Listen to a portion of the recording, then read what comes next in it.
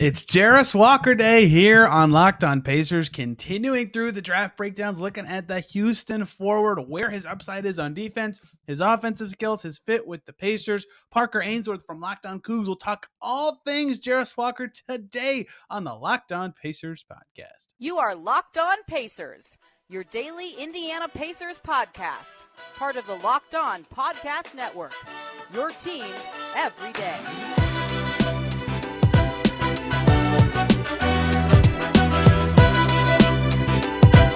Welcome into another edition of the Locked On Pacers podcast, where we, of course, talk about the Indiana Pacers. As always, my name's Tony East. I cover the team for Forbes and SI, and today it is Jarace Walker Day, diving into the draft prospect from Houston, the forward who has such defensive upside and some offensive skills that are super tantalizing, where he could fit in, why he's viewed as a lottery prospect despite the stats he has, how he would fit with the Pacers. Parker Ainsworth from Locked On Coogs is going to join us for a really fun show. Really psyched to be wearing my University of Alaska Fairbanks basketball shirt today, and really excited to talk about Jarace Walker. It's a fun one. Parker has a ton of insight on the Houston forward, and we get into a ton about his game and his fit with this team. Let's just get right to it. It is Jarace Walker time, maybe one of the best fits in this draft class for the Pacers. We'll dissect it all today, if he is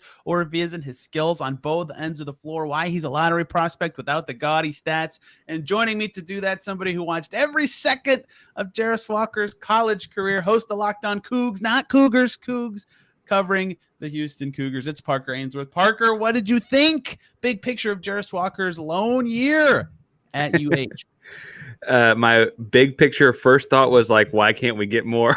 I would love to have Jarace Walker for a lot more. Man, what a kid. What an athlete. What a basketball player. But impressive athlete to walk through Houston's campus. We don't get a whole lot of, I guess he technically measured like closer to 6'7", but a whole lot of guys that big, strong, fast, athletic coming through Houston's basketball program. Like just tremendous athlete. Look, he measured 6'7". I hate that they do this thing at the combine where it's their measurement without shoes. Oh, well, Jarace Walker's going to play barefoot in the NBA, so thank God we got that measurement right. I hate that. Who cares? Okay, anyway. Yeah, he is so imposing, right? Like you mentioned his size. Like that's not where I wanted to start, but since I'm talking about it, it's just like he's not even that tall, but just like his stockiness, his muscularness, and the fact that he moves really well with that size just like makes him look so imposing as he moves around the court, and it stands out immediately before he even does anything in games. Yeah, and this is, I mean, now we're talking about body parts and stuff, but like his like quads are so big. Like the shorts don't fit really around his quads. Big, strong shoulders, long arms. I mean, he's a tremendous athlete. And honestly, like as a group of five moving into Power 5 program, Houston doesn't get those kind of athletes very often. Really, really tremendous to have on campus. Well, hey, you're going to the Power 5s now, so maybe more of those will be in the future of UH. But to start with where that size and that power is all functional, Jarace Walker, if you just statistically per game looked at him, you'd go, why is this guy a lottery? Jumps off the page about his abilities, and his defense is the place to start if you want to know more about why he's regarded so highly in this draft class and his abilities. Like the last game I was talking to Parker before we recorded that I watched for him, they were playing Wichita State, and he's just blowing up plays. He's coming up to the level of the screen. He switches. He stops the guard. He falls back to his man. His man gets the ball. He forces a pass. Then he dives down to the guy who catches it in the post up and steals it. He did that twice in like 3 minutes, and they did it again in the second half. It's like he can guard everybody. And something I critique a lot with young prospects, and it's not fair to critique all of them for the same thing. Like everybody gets better at this, but a lot of guys their whole life, they're so good and so athletic that they don't have to pay attention when their guy doesn't have the ball. Like they can just recover. Yeah. Jarace Walker's off-ball defense is good too, right? He pays attention. He's positionally very sound. Like every part of his defensive game is just so impressive for someone of his age and imposing stature and athleticism level. And I think he could be the best defender in this class. Maybe we'll see him in your projecting for NBA career. I mean, you'd pick the field over one guy, but like there's a good chance it'd be him. Right. And that's why he's thought of so highly as a prospect. That defense is just incredible. Yeah, and I think you mentioned like the help side activity. If anything, early in his college career, so I think Kelvin Sampson's a great defensive coach, and that obviously helps him out a lot. You could almost argue early in his college career, he was almost too much on the help side. There's no defense 3 seconds in college basketball, right? And so he's like in the paint, ready for the help side a lot. But then certainly by like that January time of the year, he really figured it out a lot more. If you're looking for like help side blocks and that kind of stuff, he had 6 blocks against Auburn in the second round of the NCAA tournament. Obviously, the stat came around in college basketball after Hakeem Olajuwon, but that's the most blocks in a tournament or a postseason game for any Houston Cougar ever. And they've had some pretty good basketball players come through. So like a pretty outstanding performance for him to kind of keep Houston moving on to the next round. You mentioned defending stuff, though. I was thoroughly impressed. He's a true, at least at the college level, was a true, and I think would project 1 through 5 defender with the way that centers are getting kind of smaller, more agile. His strength allows him to play with the bigger guys. His length and quickness allows him to play with the smaller guys. And he does a great job of like the trail, pin off the backboard kind of stuff with his arm length and wingspan. He's a really, really tremendous 1 through 5 switch. He plays up the level, like you mentioned, in screen and roll kind of actions. He's really, really strong defender. I sometimes hate that prospects get the like he can guard 1 through 5 label, because for most prospects they can't, or like I don't think they can. The Pacers have Isaiah Jackson on their team, and he is closer, and he was a 5 in he wasn't a 5 in college, but he's tall enough to be a 5. But that's actually his worst defensive position is the 5, because he's skinny, right? He can jump really high, he can stand for the guards, but he's really skinny. Jarace isn't skinny. Like, I think that really tall centers might give him fits just because there'll be a height advantage for the big man, but like I'm pretty confident he'll be able to guard several positions, switch well. And in the NBA, where a lot of teams switch in general, but most teams switch like size always anyway, even in non-switching schemes, just like the fact that he's not enormously tall honestly means he'll just be switching more in the NBA. And we're on a Pacers show here. Like, Pacers switch a decent amount under Rick Carlisle. Like, he'll just fit in so many schemes. And the fact that it's not just like when he's guarding the pick and roll, although he does well there too, right? At the level of the screen, he was good. He can recover when he drops back because he can stand in the paint for 30 seconds in college basketball, which I was so confused on so many times. I was like, this is man. Oh, right. It doesn't matter. He can get up to the shooter. Like, it's just so impressive, all the ground he's able to cover. I feel like I'm saying just like various little different minor things that some guys are good at, some guys aren't, but he's kind of good at all of them. And so even though, again, I hate to just keep using his offensive stats to explain why he's a good prospect. Like, even though he's an 11 point, whatever points per game guy, I don't care about that number. His defense is so good that it just doesn't matter. He looks like he could be a rare rookie that no rookie's a good defender day one in the NBA, but just like can clearly have ways to be helpful right away in a way that most rookies don't when they reach the pros. Yeah, and we've seen, I think, with more sophisticated college defenses and switching and stuff like that, and frankly, just a lot more guys around the same size in the NBA. You're seeing a lot more wing-sized guys playing guard positions, a lot more wing-sized guys playing small ball 5 positions. That guys are maybe coming a little bit more ready, but we've talked about his body a lot, but the size, strength combination, athleticism, the vertical leap, all that kind of stuff ties into it. And then he's also just, you mentioned the help side kind of stuff. He's always aware. He always understands where the ball is, where the ball's going, what action's being run. And as a Cougar, I want to point out that that's also some of Kelvin Sampson, but that's also got to be the guy on the floor too, right? I mean, he's got to understand it as well. Tremendous defensive upside. And frankly, I would say that sets his floor really high as a prospect, because if you can defend, you can play for a long time, right? Yeah, years and years. And every team wants defense now, right? Like, you look at this finals matchup, and any team that was in the final 8, even in the postseason, like, key adjustments were like, how do we get this large defender on the court for more amounts of time? Aaron Gordon just being huge was like a huge factor in game 1. You could go on and on about how important that is. And something else that matters here, and this is Kelvin Sampson credit, like, they don't run switching all the time at Houston. We were talking about this before we started recording, but a couple of the games I watched, they played Central Florida, who has Taylor Hendricks. And so right at the beginning of every possession, Hendricks would have the ball. He'd pitch it to a guard, and Walker would be guarding him, and he would just stay with him. They wouldn't switch, right? They kept their best defender on Hendricks. But then in Wichita State and South Florida, he would switch all the time, right? They didn't need him to be just staying with the other team's best player as much. So, I mean, this might be small. Maybe I'm overthinking this, but just like attention to a game plan, right? That's good. The fact that he could do that as well. Like, it's just all these little things that slowly add up. And you're like, man, this guy's defense just could be awesome. And even if you are projecting what a player will be in the NBA. Even if he doesn't improve much, like I don't even think he'll be a bad defender, and that matters a lot. Just like you're not going to be a negative on that end of the floor. Great, that matters. Right, because you mentioned the finals. We're watching the finals, like the Heat are like, can we sneak Duncan Robinson in for a while here at the end of the game? Like, do we have to play a zone if we have someone? So, like, those kinds of things matter, right? Being able just to functionally play defense to the guys on the floor. And I don't think there's any question about can you play defense in a 55, 54, whatever kind of matchup with Jarace Walker on the floor.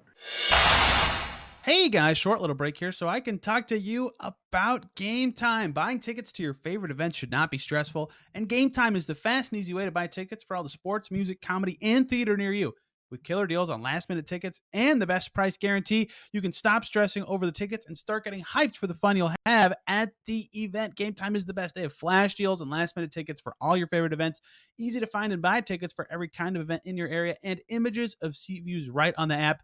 And best of all, their lowest price guarantee, event cancellation protection, and job loss protection help you with the money in your pocket. The images of your seats are clutch, so you know what you're going to see. You can buy your tickets in a matter of seconds, and they're sent directly to your phone. No need to dig through your email. Download the Gametime app today. Use the promo code LOCKEDONNBA for $20 off your first purchase. And their Gametime guarantee means you'll always get the best price. So if you find tickets in the same section row for less, Gametime will credit you 110% of that difference. Terms apply. Again, create an account and redeem the code LOCKEDONNBA for $20 off. Download Gametime today. Last minute tickets, lowest price guaranteed. Yeah, the Pacers need size. They need fours. Rick Carlisle, their head coach, when asked what this team kind of needs this offseason, was like, yeah, every team's looking for size that can make plays on offense, and we need defense. And hey, Jarace Walker can certainly do two of those things. We'll talk about the offensive game. In fact, I want to get to that right now because this is sort of why I rate him really highly as a prospect, is where I'll start with, and then we'll talk about the ceilings and limits of his offensive game, right?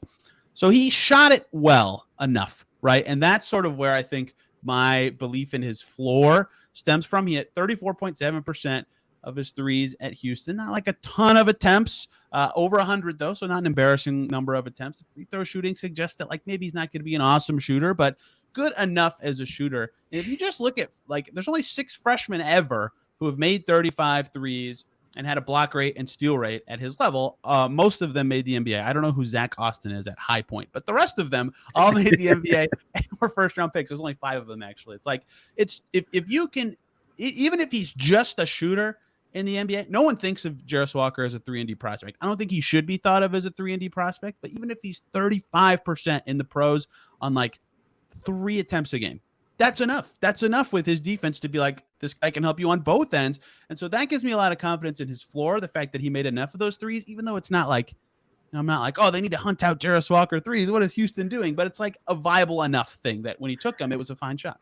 Yeah, 35% is the kind of thing where you're not upset when he takes one. And frankly, the defense needs to respect that he could take them, right? They're not going to make him take threes. I also think that, and this is me watching him across the 36 or 7 games, truthfully, it took him like the rhythm or the form itself takes a little bit longer than a typical like perimeter guy would. And I don't mean to put it on the Pacer staff, but to me, that's just repetition, right? That's repetition and reps, and a shooting coach can kind of speed those kind of things, the mechanics of that up.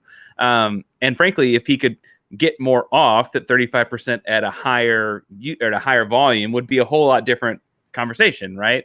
Because there are frequently times where he might be like slow to pull the jump shot, and it's like, oh, I'm 6'7", 245. I'm just going to body this guy. Like right.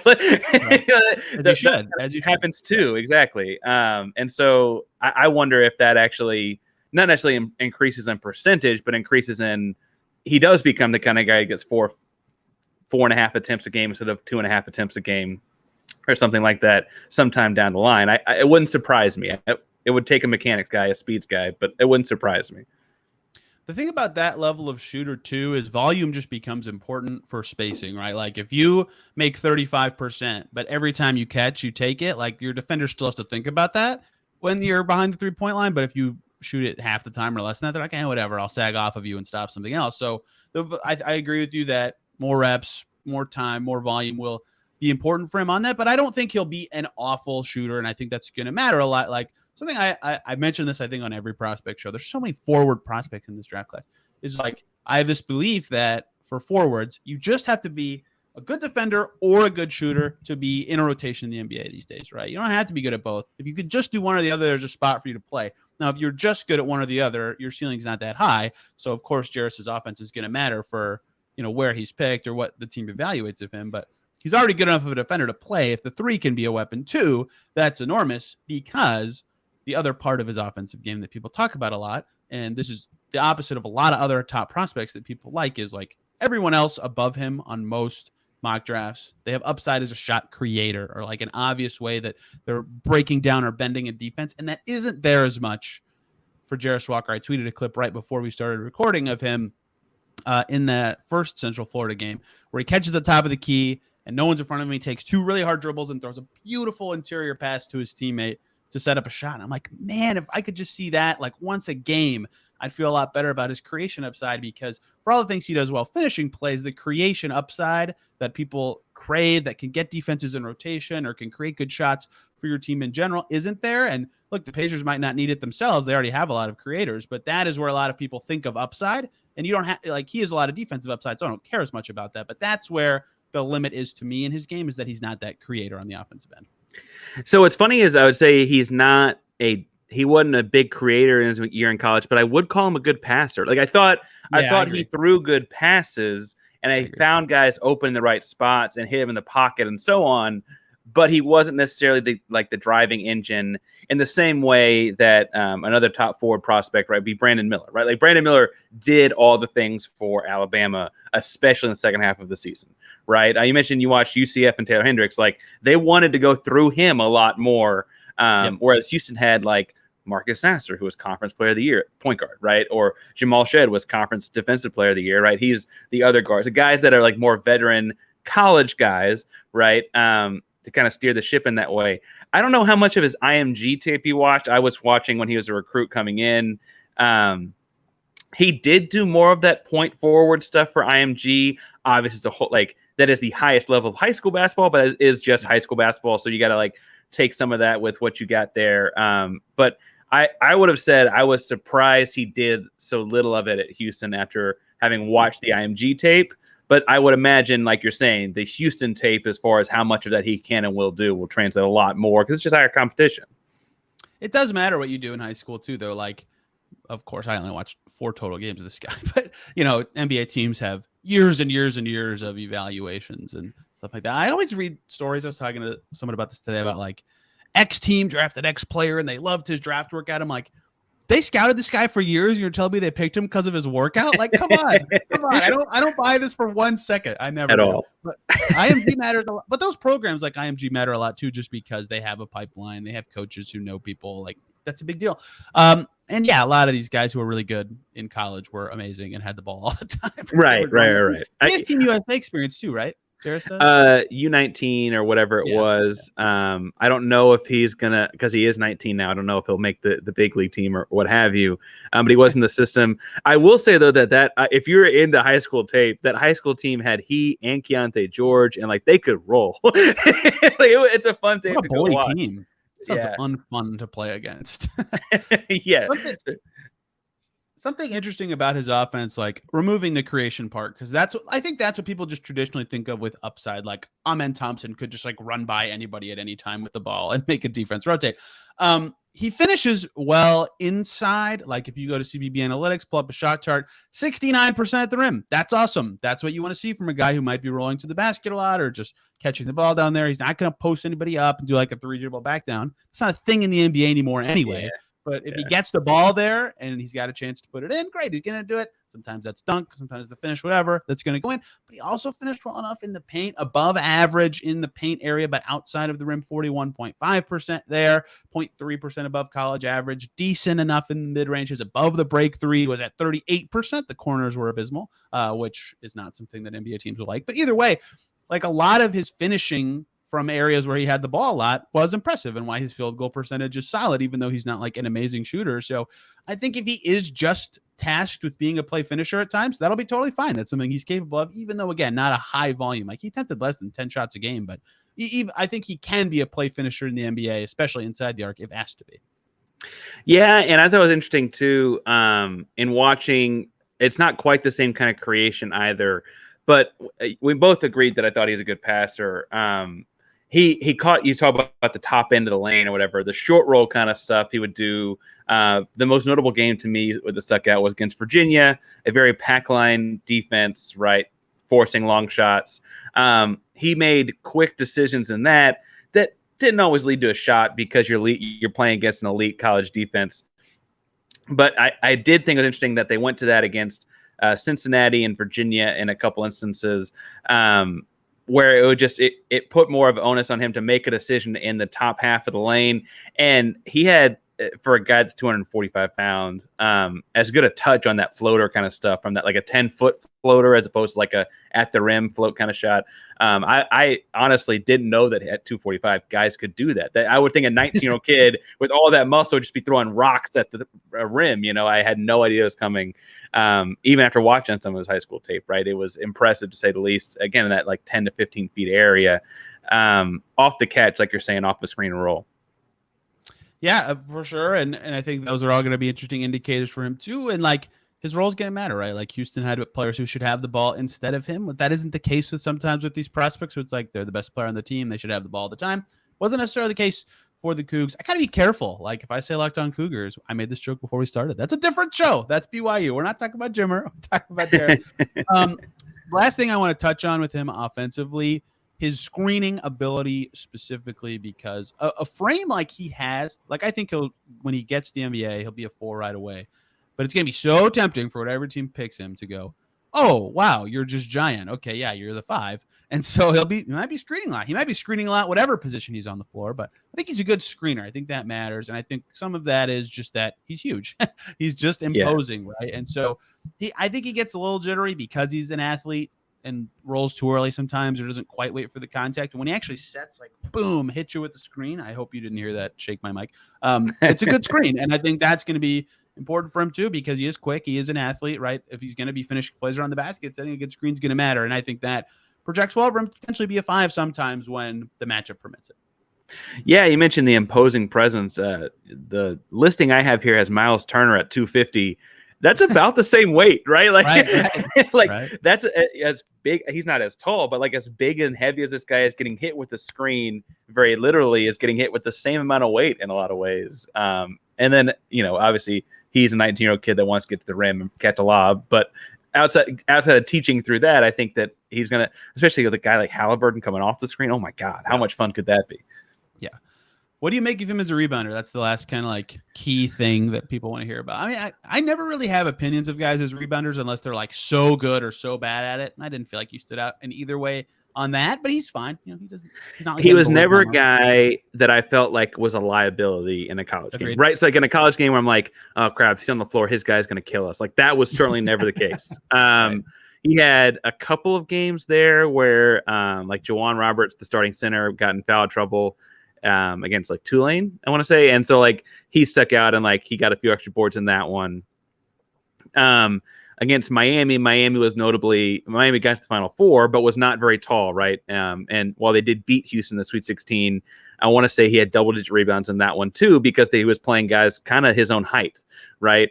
But never at any point in the season when I was like, oh my God, his guy's getting all the offensive rebounds and he can't find a body. That was never the case. It was never anything like that. It just he wasn't grabbing 16 or 22 or he wasn't Oscar Tshiebwe at Kentucky or anything like that either, right? Miami knocked out my Hoosiers, so you're dead to me for bringing that up again. But they got us too. One more break here, guys, so I can talk to you about PrizePicks, who are doing a $1 million daily Superflex promotion during the NBA Finals. Every day of the Finals, they'll pick one user with a chance at becoming a millionaire. One entry placed after 8 a.m. Eastern every day will be randomly selected. Whoever placed that entry will be given a 6-pick flex with a chance to win $1 million if all 6 are correct, 80,000 if 5 are correct, or 16,000 if 4 are correct. Full details at prizepicks.com/million. You just opt in at that link.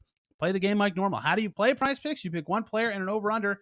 Will they go over or under that number? You pick 2 to 6 players, and you can win 25 times your money. For example, will Nikola Jokic have more or less than 29.5 points in his next game? That's how PrizePicks works. You can make your entries in 60 seconds or less. It's safe. They have fast withdrawals.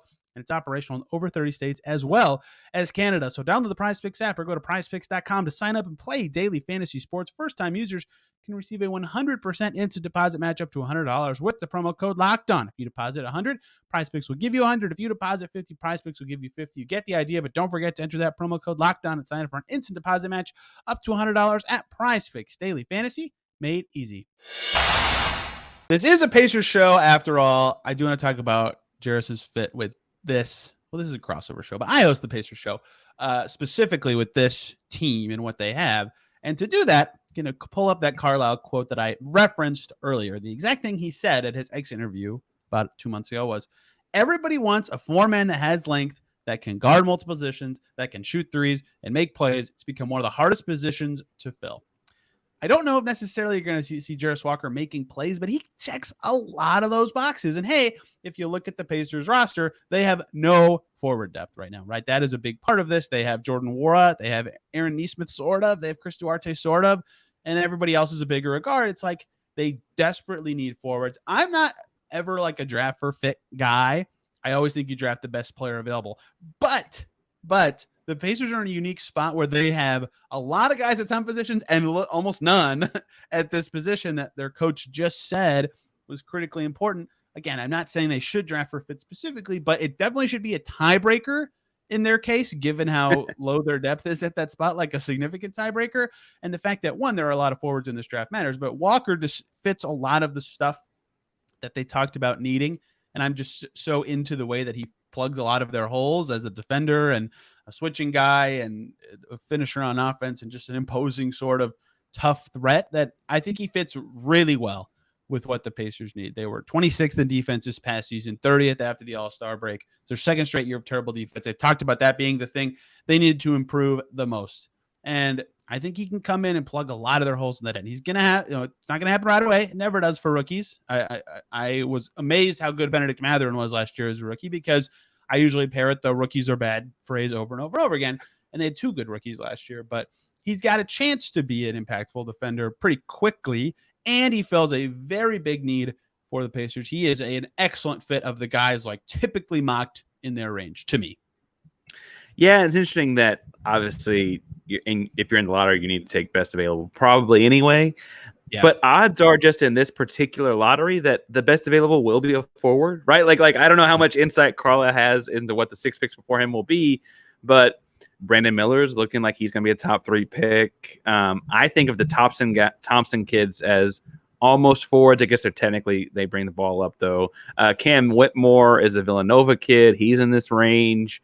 Jarace, I would argue, because of how high that floor is when you're a good defender, I have him very high in this draft, and I would have a hard time seeing him fall past 7, because to me, if he fell past 7 in the Pacers, that's A, means that you probably took another forward like a Cam Whitmore or what have you, right? And then B, I'm like, what's going on? Why were these guys all available at 7? As a Houston guy, I'm also a Rockets guy, so I am paying attention to the top part of the draft, right? Fairly closely, to say the least.